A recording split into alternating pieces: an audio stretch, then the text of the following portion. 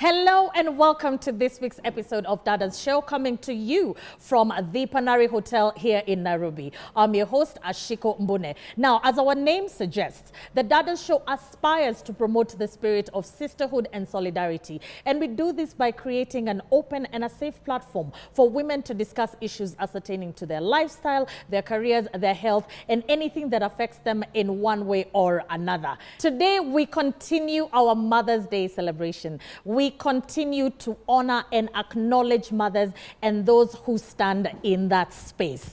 Now, in Kenya, over time, the family structure has evolved. Typically, in the past, a family would consist of a mother, a father, and their biological children. But as the time has passed, the family structure has presented differently. Nowadays, we have single-parent households, we have adopted families, and we have different structures and forms of families. Now, this changing variables calls for a different approach to parenting. So today, we are joined by a group of ladies who not only talk the talk, but also walk the walk in their special family units. So, of course, it's always important to note that we are still celebrating the Mother's Day special, and we are so happy that you're joining us as we honor and acknowledge these special women in our lives. As always, we want to hear from you. We want to get your questions, your feedback, and your point of view on this and any other topic that we may have. So remember to reach us at KBC Channel 1. You can also reach me personally at Ashiko, the host, across all social media platforms. So before we get into this very intriguing conversation that we have lined up for you, let's take a look at the following feature.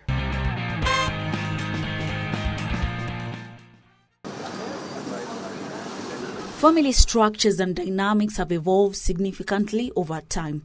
Traditional family systems are adapting into new different ways, such as blended family, single-parent homes, adoptive parents, among others.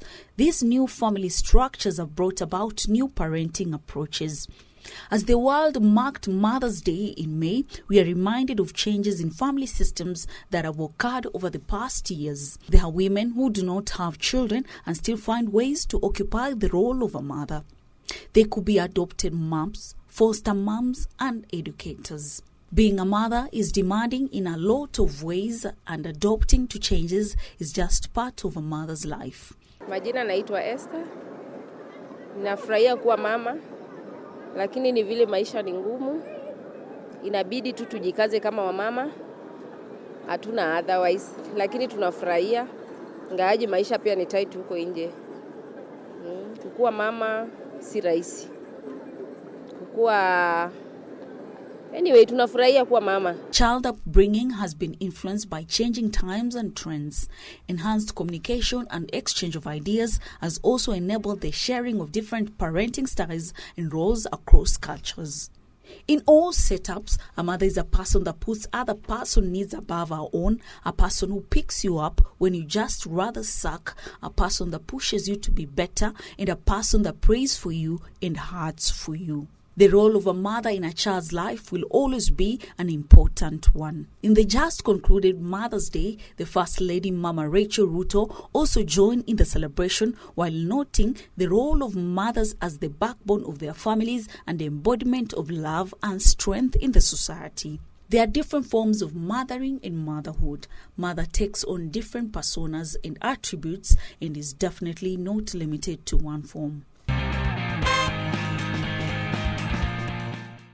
Welcome back. If you're just joining us, welcome to the continuation of the Mother's Day celebration here on Dada's Show. Remember, we are acknowledging and we are celebrating the different family structures and the dynamics that are presented in the modern day Kenya. So to discuss this conversation or to discuss this topic of the day, I am joined by Rehana Mohammed.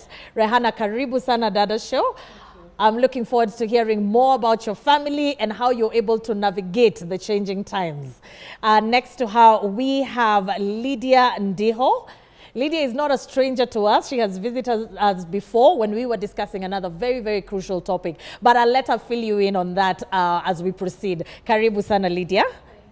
And then finally, we have Maureen Awino. Maureen Awino, asante sana for joining us on Dada's show. You're also a familiar face, so I'm sure you will tell us why you're sitting on this end and on that, not on that other end. So, of course, I cannot fail to acknowledge my wonderful audience and, of course, you at home.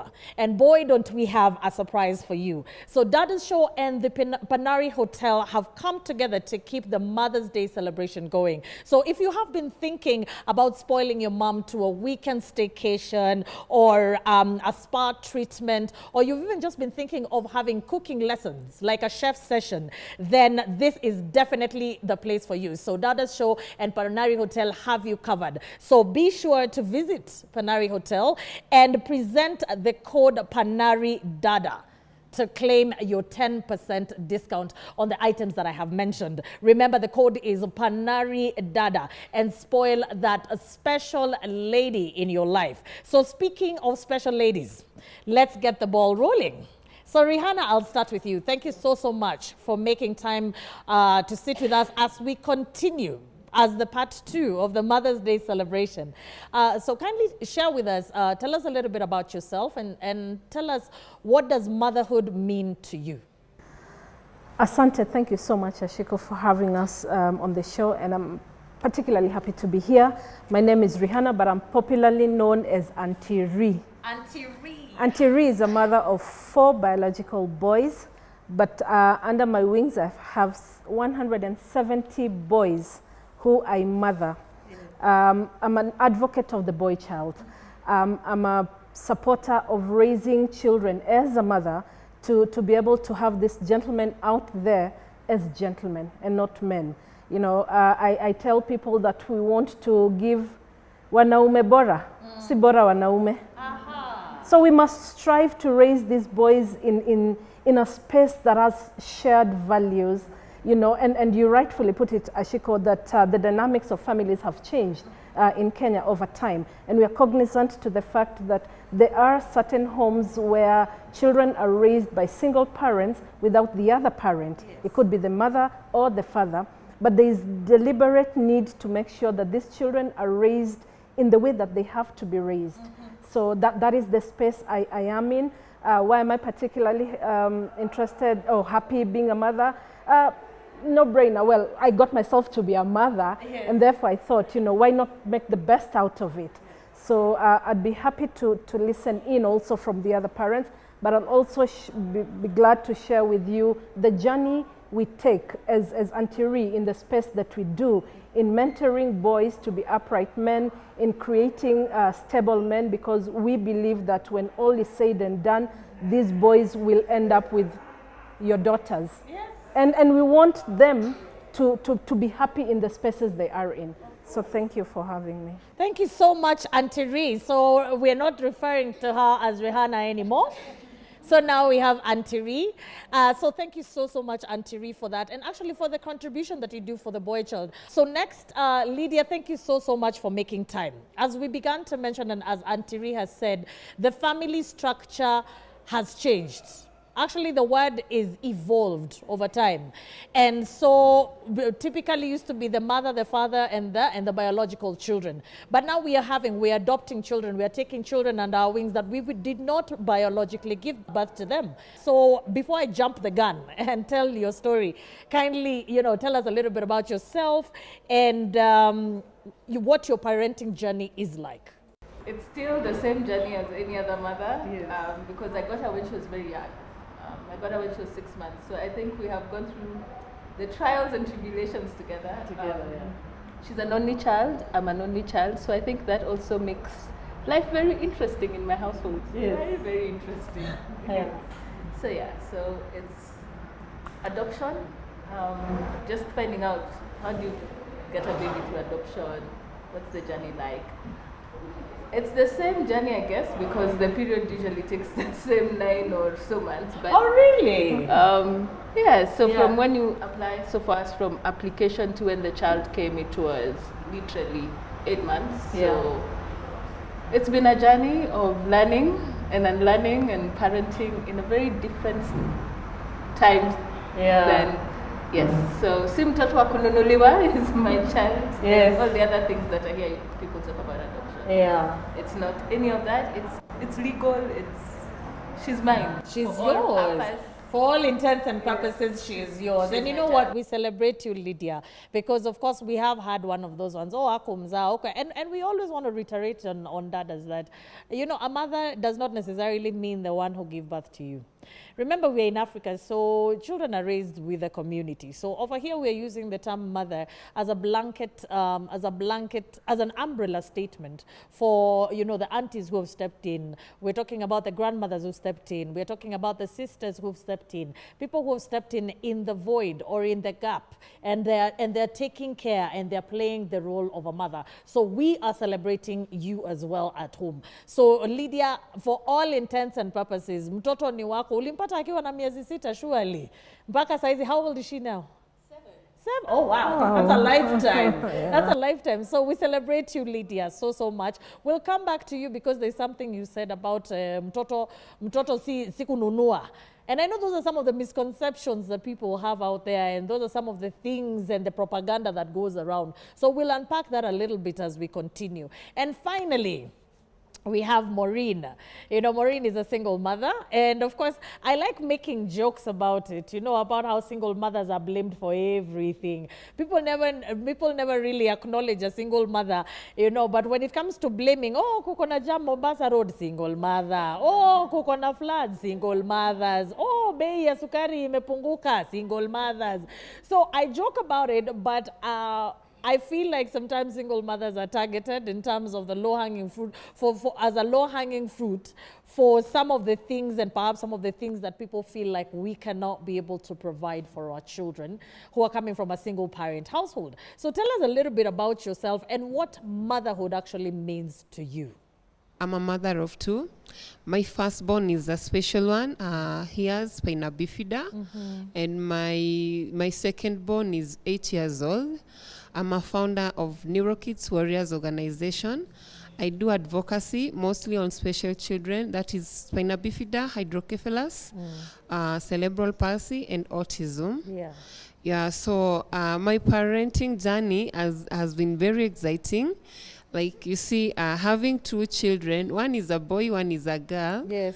Growing up together, ukiwaona, they look like twins. Yeah. So you see, normally people tell me like, aliharakisha unaona venye ni ma twins. So I normally say, yeah, they're my twins, but each and every day I learn from the special one, and each and every day I learn from his sister. Yes. So it's a very good journey to me. Yeah, the way you are saying, like, challenges ni mingi. Wakiona mtoto anaenda shule mzuri, they are always like, huyu amepata sponyo. Akona sponyo. Yeah.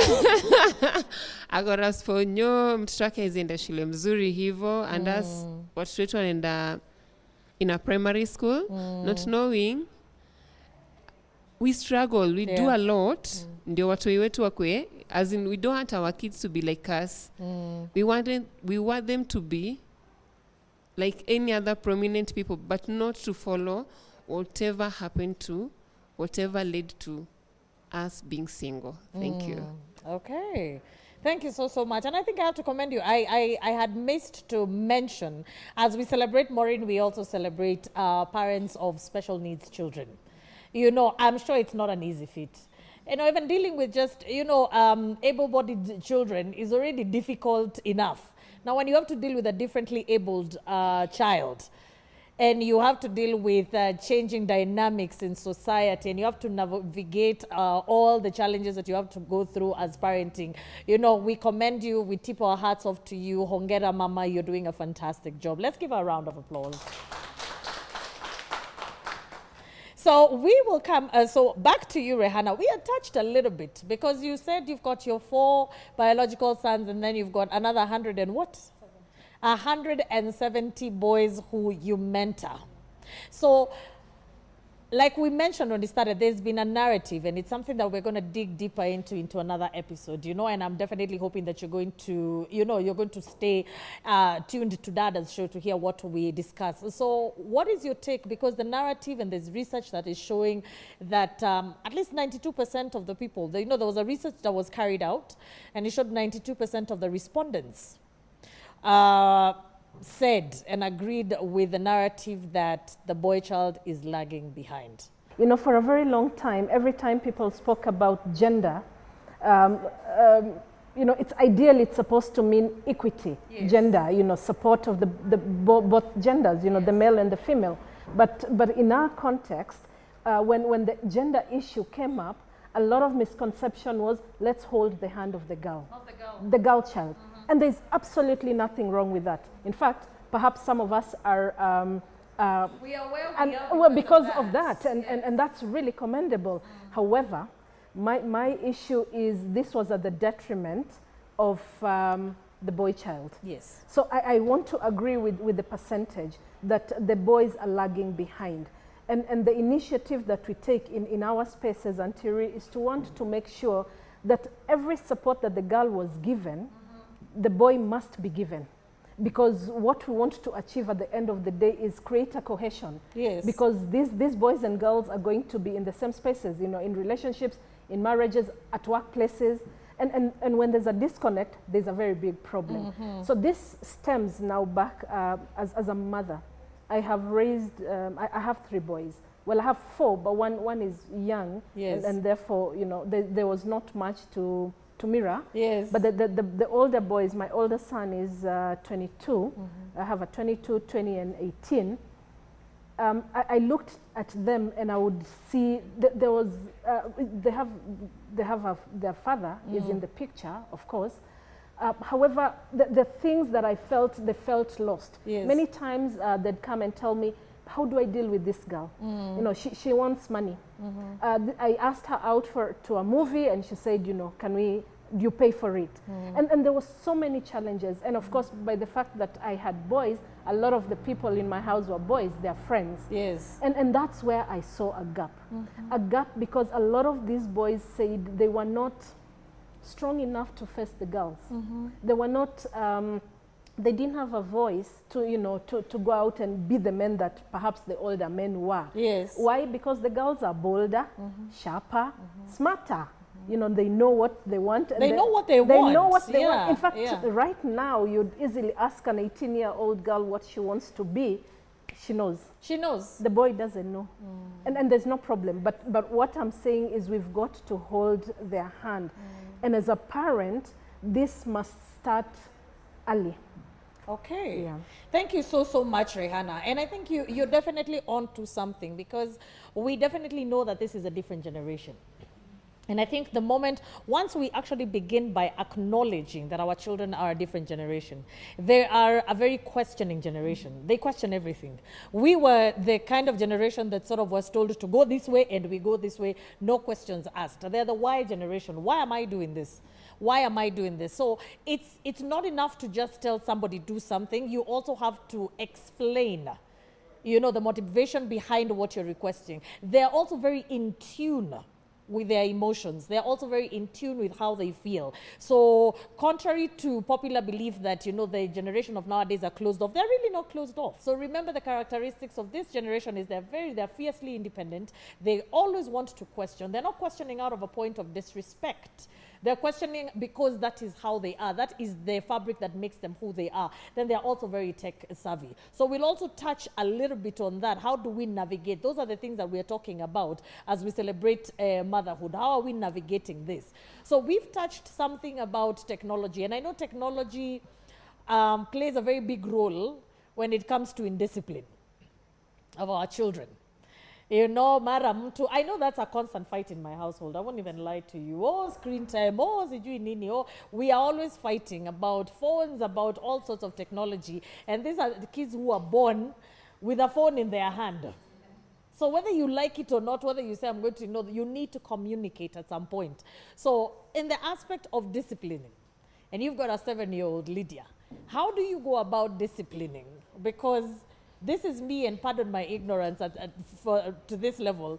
You know, when we were growing up na kulikuwa na mgeni kwa nyumba, mama yako angekuchapa lakini angechapa mgeni. So how do you go about disciplining? Because, you know, mtoto, you're valuing, this is a child who you've wanted, you worked so hard to get this baby. You know, I feel like your natural impulse or reflex would be to spoil this child. You know, so how do you go about disciplining, your little girl? So for the 7-year-old in my house, they're in their feelings. You'll be told, "Mommy, you hurt my feelings. Mommy, I'm angry. Mommy," like really, they're in their feelings. I don't remember ever telling my mother how I feel about her at any point. Where do you even start with that? And you hurt your feelings. What are those? Yes, they're huggers. They're those people. Like if Yeah. you're having a bad day, she'll come and tell you, "Mom, you had a bad day, Paul," and she gives you a hug. Like Aw. they're in their feelings, they're in their emotions. Yeah. So with her, it's more of literally we sit down and discuss things. Because if you punish her without a reason, you're living with a very angry human being. So she'll be like, "Mom, that was not fair. You didn't listen to my side of the story. You just listened to that other person." And I'm like, "Child, who is the mother here?" Who is the mother? I have that conversation with my son, I think, very many times about So- who is the mother. Yeah, so I think for me, I see it very differently. Like I'm like, I can't remember when I'm an only child. So I Yes. was brought up by my mom alone. So Yeah. I'm doing the same thing, yes. But I feel like I'm in a totally different world. Yes. And then she's the type who wants to know who your friends are, who you talk to, she's really, I'm like, "You're a child, but it's the way they are. Like Yeah. if she's hanging out with her friends and you listen to their conversations, they discuss their parents. Like, my mom did this and I was really feeling bad about it. Like, I'm like, what are you guys discussing? So it's different. Yeah. The one thing I know for sure I'm very, I work hard at, and she actually tells me off about it, is you need to give me space. Because I'm always like, you're my heart walking Yeah. around. I usually just like, "Baby, you're my heart walking around." She's like, "Mom, get over yourself." Because she really is my heart walking around. Like Yes. she's the apple of my heart. Oh She's just, my gosh. I love her to bits. So there are times she'll tell me, You need to give me a little bit of space. like if I take her for a birthday party and I move around, she tells me, "No, Mom, I'm fine. Like you can go for 2 hours and come back. Like I won't, nothing will happen Nothing to will me." happen to you. So yeah, so we still struggle with that a bit because they're very independent. They Yeah. like doing their stuff. They don't want mommy hovering all over everywhere, but yeah, so. Wow. So in your opinion, when comes to discipline, you're talking about it's a discussion. Yes, It's a discussion. You did this and you did that. to have levels of discipline. Yes. Because she'll tell you, they also do children's rights in the school. That's a whole different topic. But Whose suggestion was that? yeah, so What right? So for her, she's very clear. "Mom, this is not a capital punishment. Like, why are you spanking me? This is not the crime for spanking." The crime does not fit the Yes. The punishment does not fit the crime. So, and then she's a real advocate for her rights. So she'll be like, "Mom, but I came, I told you the truth, I confessed, I owned up to my mistake. Now why are you punishing me?" And like, it's a whole, punishment is a whole different, it's not you wake up in the morning and if you beat her and she feels it's injustice, she'll cry like for 3 hours, just wailing. And then she waits for Wow. her dad to come home so that you'll be told off. Like, Oh my. Like, how dare you? how dare you? So If it's you would wait for the other parent, you'd get round 2 of the beatings when we were growing up. And I think it cuts across, whether it's your adopted children, your biological children, children that you're fostering, children that you're mentoring. When it comes to discipline, and we're disciplining this generation, these are some of the variables that we were talking about. You need to have a conversation. It is not the ones for, I think us guys grew up with kesi baadaye. Unarushiwa kitu alafu unakumbuka jana ulivunja mayai. Oh, then you're like, okay, well, okay. 24 hours later, but so the dynamics are very different now, like we began. So as we continue to celebrate motherhood, let's also celebrate the fact that, change is good. After all, the only thing that is constant is change. So as these kids are going on and they're knowing their rights and they're knowing what is right and they're becoming more expressive, I believe the end result is always going to be something positive. It may be very different from how we were raised, but the honors are to us to actually be able to adapt and to be able to meet them at their point of need. So let's move on to the challenges. You had mentioned something about challenges earlier, and your challenges, I think they come twofold. You know, there's the challenges that you experience as a single mother, and there's also the challenges that you experience as a mother to a differently abled child. You know, so just enlighten us a little bit on that, so that people who are watching at home and they can be able to, you know, they're going through something similar, they can resonate, and there's camaraderie, and they can be able to sit and say, kumbe si mimi peke yangu. You know, so please, Maureen. Okay, Ashiko, the challenges are like you find, like for my boy, for his spina bifida. So before ajue ku change diaper, you know, I'm a woman. Yes. He's a man. So you see, like your age sahi, they don't allow you to go and see, like, and look at them. Sometimes akona kidonda. He doesn't allow you to go and check on him. So inabidi, you call somebody, a friend who is a man, to check on him, like usually. So you're like, okay. Congratulations. Let's honor that, by the way. Congratulations. So, on the young man becoming a man. yeah, good job. So you're like, how will I know that the hund inapona? And he won't allow you to, lazima utafute tu beshte yako akuja kuangalilia, of which that beshte must be someone mwenye he trusts. Of course. And must be someone mwenye ana mdomo. My son is very sensitive. So he'll be like, Mom, how do you trust him? And how do you know, like, he know everything about spina bifida? So I had to search for an adult spina bifida. Ndio waendane moja kwa moja. And the hund is okay, amerudi shule. Then another challenge, you see, her sister anajua more of him than me. Like they twin kabisa. So you find he will tell the sister everything, but he won't tell me. So the sister is the reporter. Yani ni ana report kila kitu, like wacha nikwambie, it is 1 2 3. So you're like, mbona okay Malin, mbona hukusema? And he's like, Mom, siwezi sema juu sometimes staki ku stress. Sometimes you see, like children of nowadays, sijui hawa watoto wao nao watakwaje. It's so, yeah. Then you see, like if he has challenge, let's say like say wanafundishwa early stages, like and everything, and there's something in spina bifida I can't say it in public because atanambia mbona ulienda ukasema. So it's so personal. You see, anataka kuuliza but haizi kakuuliza, anaenda kuuliza sister yake, and the sister is a girl. She wants everything about boys. Side, you see? Yeah. So it's so challenging, but all in all, huwa learn kila siku through him. Yeah, I learn a lot. Yeah. That's really nice. And you know, you keep going. And I think even when we're talking about mentorship programs, and maybe that is something that perhaps, you know, I know that there are a few mentors here. We could also look into mentoring even the young men with special needs, because you know this is a different ball game when it comes to them. Because to be honest, and pardon my ignorance again, I didn't even think that they would get that he would get self-conscious, you know, because he's so accustomed to being in hospital, having nurses, probing him all over the place. I did not think that. And I know I am not the only one. I know people at home in society, you keep on thinking that maybe differently abled young men and teenagers, and even ladies, you know, maybe they are cut from a different cloth, and they don't go through the same insecurities that the rest of the teenagers go. So thank you so much for enlightening us on that. Before we go on break, I want to touch on something, Rehanna, before we proceed.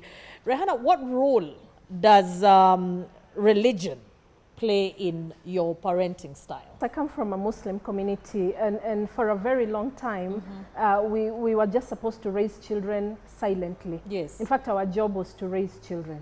You know, stay home and raise your children. But also, even when I look at from the aspect of religion, mothers were carers. Yes. You know, but mine is different. I look at it different. We've almost the whole day today been talking about the different dynamics, and then I'm thinking that if I'm a mother, and in my religion as a Muslim, where all I'm supposed to do is raise children, then I might want to do a good job at it. Absolutely. And therefore, I have a shift in my mind, and I'm saying, if I have been given just one job, yes, it will have to be done well. And therefore, what do I need to do? And for me personally, as a mother, I say that I will raise children not for me, but for the society, for the community. Because if I raise children for me, it's unfair and selfish, because tomorrow they'll be in offices, like I said, they'll have friends, they'll have spouses, they'll have people, neighbors. And I'm not saying I put religion aside. Yes. In fact, I anchor on religion. And therefore, I build discipline, in my case, from religion. So when my children were younger, my do's and don'ts were clear. yes. There was no gray There was area. no gray area. You are not supposed to, you cannot, you must not, and this you can do, you could do. My no was a no. Yes. I'm a believer of the cane. So when my boys were younger, they had it well. In fact, a few of my friends used to say, in a military camp. But, I think there's different stages of instilling discipline. And at that age, the cane worked. So we are going to take a very short break, and then we're going to be back for the question and answer session. Don't go far away.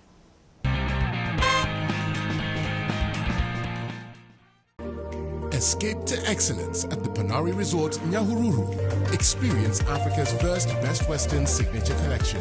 Book now. Call 0709 07 0000. Your ultimate indulgence awaits.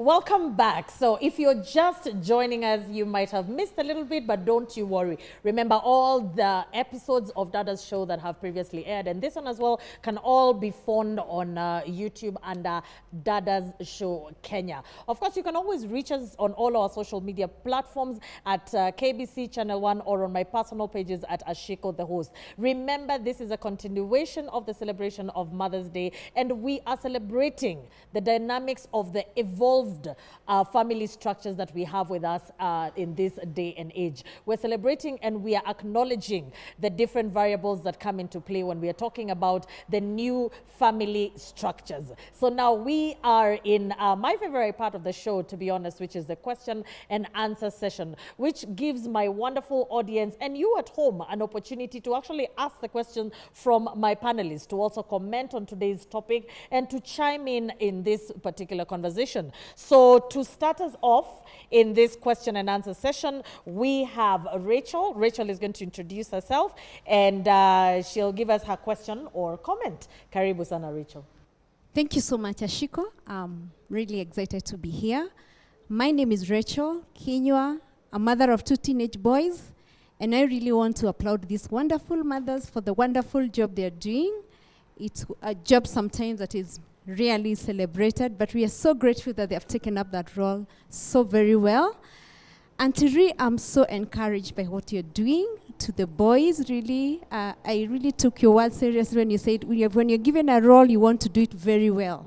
And you've gone into that space of standing and advocating for the boy child as a woman.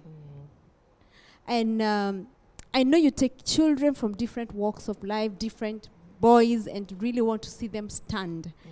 However, I know you may be coming across some challenges that you feel as a woman, maybe you need to incorporate a male figure, because definitely I'm sure you'd want to have a balanced child even in the mentorship. Could you maybe tell us how you go about that to bring in the male figure? Thank you so much, Rachel, and to all the mothers who are doing a great job in raising the children. Yes, indeed, I am a proponent that there is need to have a father figure.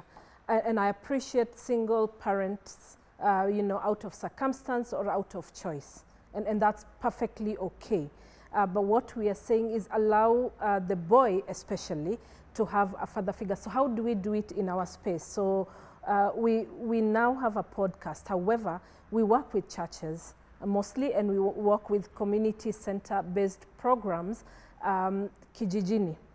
you know, where we have not necessarily, so for the most is religious background. So we have church people, pastors and mentors. But other than that, we also have business people who agree and accept to take up the responsibility to mentor and speak to the young boys or the boys who are morphing into men to just sort of guide them. So it's a whole program. We have partnered with reformed drug addicts. We are working with, of course, people from religious backgrounds. We're seasoned counselors and people, you know, offer therapy. So it's, we say parenting is a community. So we have created those communities in these little centers where the boy can be able to just go and talk to this man and get the man to guide him, perhaps, and just to listen to him. So it's within those centers. We are not as big. So what we have tried to do before, you know, wanting to penetrate so much, we have a podcast. So we also get a lot of comments on the Auntie podcast, where boys asking, what can I do? What should I do? How do I go about it? So we have our people that most of whom have appeared in the podcast who then answer and, you know, we'd write back. Separately, we've also gone out to meet them. We work with schools where we have periodic engagements. And they're really nice, you know. I'm very flamboyant, you know, and we just go and chat, and then of course we have men who also listen in. So that is in a small way how we are engaging and creating the mentors for the boys. Okay. Thank you so much. That's an excellent question, you know, because the mentorship is always necessary. And I like the fact that you said it comes from all sources. It could be people from the, you know, from the religious community. It could be reformed. People who have reformed, because we are acknowledging on Dada's show that there's definitely a gap that needs to be filled. And mothers cannot be able to do it alone. So if you're an uncle, if you are people in the public sector, the private sector, men, you know, men, because these are your younger brothers, these are your sons, these are the people who are going to be marrying your daughters. So if you want your daughter to be married by a holistic gentleman, I believe it's time to go and reach out to that young man in the neighborhood who you're seeing might be going wayward, or even though he's not going wayward, come and teach him this is what it means to be a man. So, you know, congratulations so much, Ree, and we also really applaud the men at home who are actually filling in the gap. Our next question of the day, question or comment, is from Dora. My name is Dora Mangala Olusaba. I'm a proud mother of 3 boys, 1 adult and 2 teens. My question goes to, first of all, congratulations to all mothers in the house. My question goes to Auntie Ree. Thank you so much for the good work you're doing, mentoring the boys. I get worried at times as a mother of boys because I feel like the boy child has been left behind so much. So my question is it the mothers who are supposed to mentor the boy child or the male figure? Because I feel like if we are not careful, the society is losing the boy child, and our girls are going to lack men to marry them. Thank you so much, Dora. That's a very pertinent question, and I think it's a question that most of us keep asking.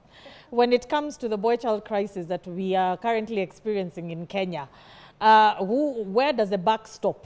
Is it the mothers who need to step up, or is it the fathers who need to step up? Otherwise, umesikia Dora amesema wasichana watakosa watu wa kuoa. So please. But before it becomes very serious, I just want to say we must appreciate mothers. I think mothers are the best disciplinarians we have ever had. Mm-hmm. They're the ones who give you that hot slap before you know where it came from, pinch you by the ear from home to school, you know, and mothers are the ones who've taught children about God. So mothers are doing a great job, and maybe that is the job of the mother. So we're not even talking about discipline, and we're not downplaying the role of mothers. What we are saying is there has got to be a complementary role. Boys, you know, when girls are born, they go to school. First of all, there's the mother. So there's the mother and the child, and they're breastfeeding, and there's that mother's warmth.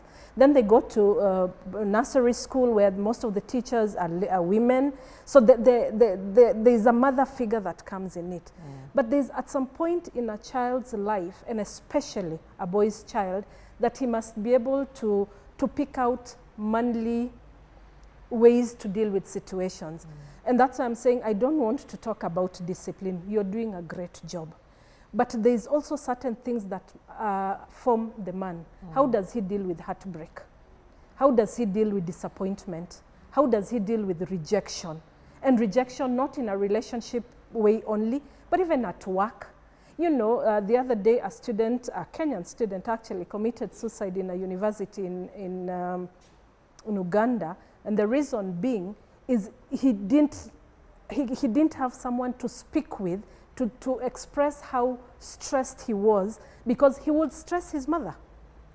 And boys feel sorry for the mother. And I remember she said, sometimes you don't want to tell your mother something because of the fear to break them. So these mentors or these people that the boys look up to don't need to be fathers, because again, we have fathers who are present but absent.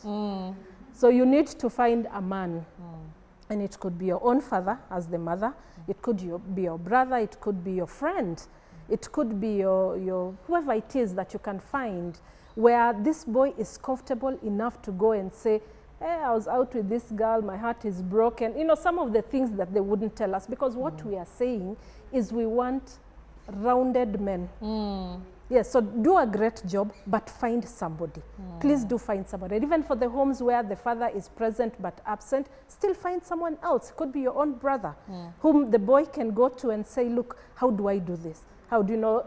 I know in certain instances we get boys asking, what do I do? The anatomy of my body is changing. Yeah. I don't want to ask my mom. I know, because I'll be embarrassed about it. Yeah. Or sometimes the mothers go and start talking to their children. Then the child is like, bro, you know. So you've crossed.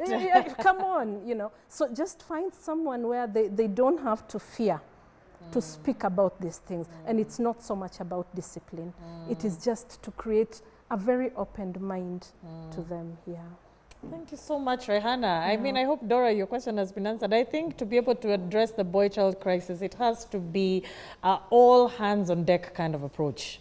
We're not just talking about the mothers anymore. You know, oh, mama yake alimhag sana, oh, mama yake alimbembeleza. No, and we are not even raising men, we are raising simps, we are raising this. No. It's a collective responsibility. We are talking about the fathers, we're talking about the mothers, we're talking about the church, we're talking about the mosques, we're talking about the schools, we're talking about society. Because at the end of the day, these are the members of, these are expected to be upstanding members of society in a couple of years. So if we are having young men right now who cannot hold a job, if we are having young men right now who do not know how to control their emotions, who do not know how to process emotions, who when they get angry, they punch holes in the wall, these are the same people who are expected to be the leaders of tomorrow, then I think we're setting ourselves up for failure. We are like sitting on the train track, we are watching the train coming, it is blaring, and we are sitting there folding our arms saying, it's not my problem. I am not a mother to a son. You know, so this is going to come and affect us in the long run. And so I believe that it is an all hands on deck approach if we want to address the boy-child crisis. Asante sana, Rehana, for everything that you do, and Dora for that very, very pertinent question. So moving on, we have Cecilia. You know, Cecilia is supposed to be on this side, but I don't know why she's on that side. Because as we are celebrating the different structures in family, we did talk about single mothers.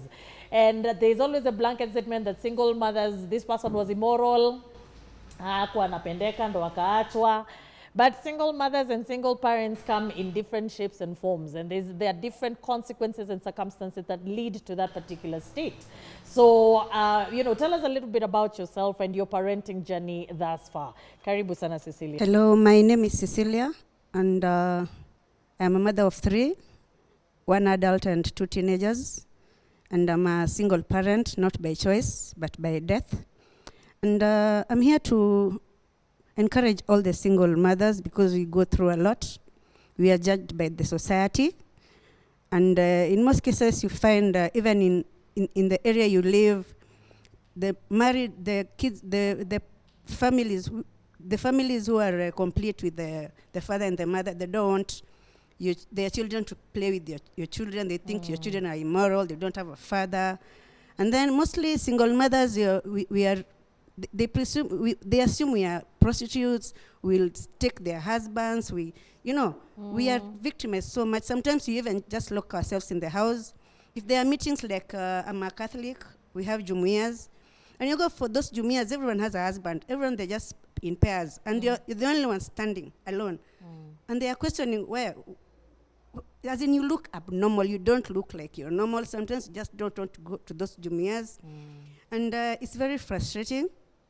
And I want to encourage single mothers. Mkae ngumu. It's not easy, you'll be judged, but let them judge. The world will adjust. Thank you so much. I love that. You had that. That's a new phrase. The world will adjust. So round of applause for Cecilia. Thank you so much, Cecilia, for that. And I think in the spirit of inclusivity, I think on Dada's show, we want to include everybody. We want everybody to feel loved and accepted. And it's unfortunate if there are any members of our society and our sisters out there. So if you're out there, you know, you're a married lady, you're engaged, you're dating, and you're seeing a single mother, whether she's struggling, whether it's always important to stretch out. This is still your sister. You know, so for us to be able to move forward, you know, as the formidable force that we are as women, part of being empowered means we need to be inclusive. We need to love and we need to respect and we need to help each other out regardless of our differences. So our next question is from Christine. Christine has akona swali. Christine, karibu sana. Thank you so much, Ashiko, for having us here. My question is specifically on adoption. But before then, let me introduce myself. My name is Christine Ragumbi. I'm a mother of one, 17-year-old, and a guardian to 3 beautiful kids. My question is broken in 3 parts. Number one, the information we have out here is that adoption is a long, tedious process. I don't know whether it's the right information or it's a misconception. Maybe you can correct the narrative for us today. When you decided to adopt, did you involve your family? I mean parents, siblings? And then the most important question for me is, at what point did you decide it was safe now to inform your child that she was adopted? Yeah. Thanks, Christine, for the question. So I'll answer it this way. Adoption is a labor of love. That's what I'm going to say. Why? Because there's a lot of involvement of other parties. There's the government. So when you're adopting, you still have to have a home inspection from the Children's Services of Kenya. That's a whole different story. You have to go to court to get your adoption decree. So basically saying that this child now belongs to me officially. You know, you're given a birth certificate after the process, you're given all these things. So it is a labor of love. I am going to have this child. I like this child. I want to do this. So in my process, I met the local chief. I never knew the local chief. But now, because I have to fill in this paperwork and she has to give me a nyumba kumi recommendation, then I met her. So the government protects children at all costs. So just know, when we are walking into this adoption story, you will do a lot of labor of love. The other thing I will say is, if you're not comfortable with the adoption line, foster care has become available in Kenya now.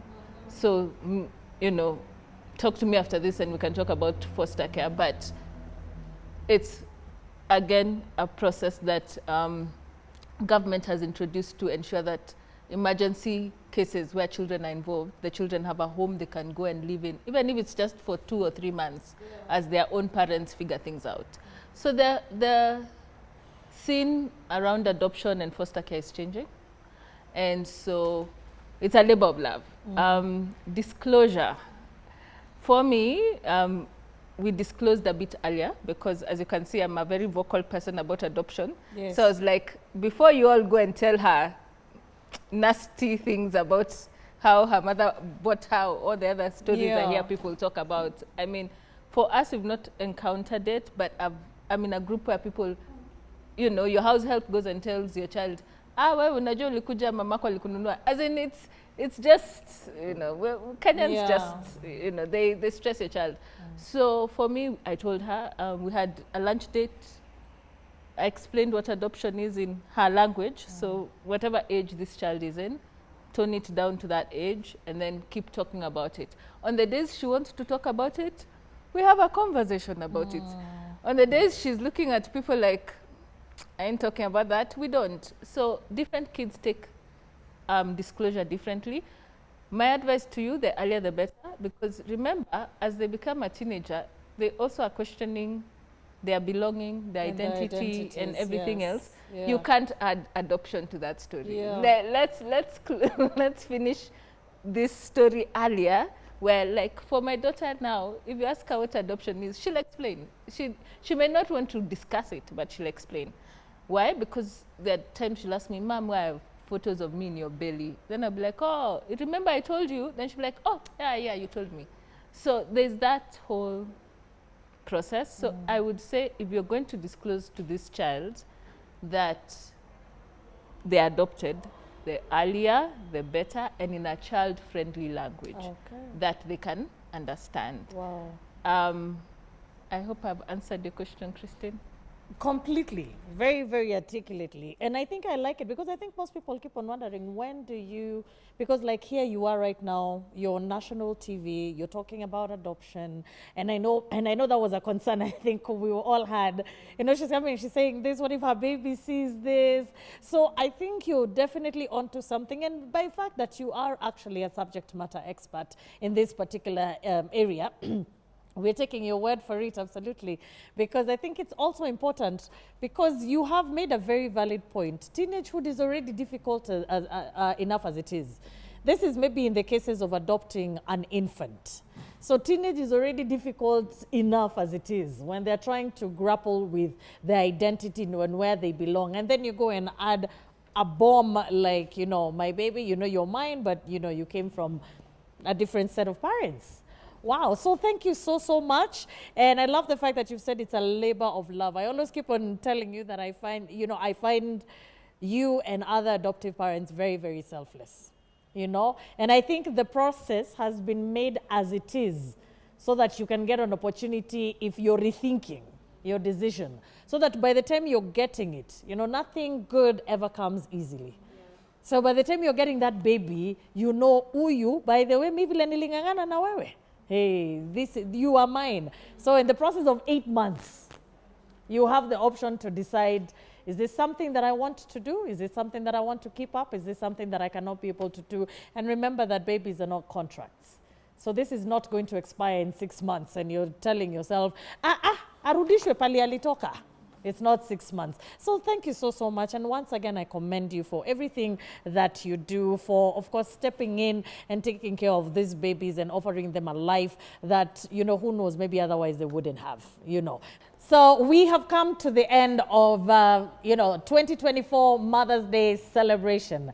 And we've had such a wonderful experience interacting with mothers. And remember, we talked about the evolution of the family structures in Kenya. So gone are the days where the family was just typically mom, dad, and biological children. Now we are incorporating various parts, and that still represents the family unit. So I want to thank my wonderful panel for taking time to come and sit with us as we celebrate. I want to thank my wonderful audience for also taking time and chiming into today's conversation. I hope you at home have been able to learn a thing or two about inclusivity, about, celebrating, about empowering each other, about leading each other, about mentorship. I hope you've been able to pick a thing or two or 10 from today's episode. Remember, if you have been thinking of treating mom to lunch, a weekend staycation, a spa treatment, something nice for that special lady, remember to visit Panari Hotel or Panari Resort in Nyahururu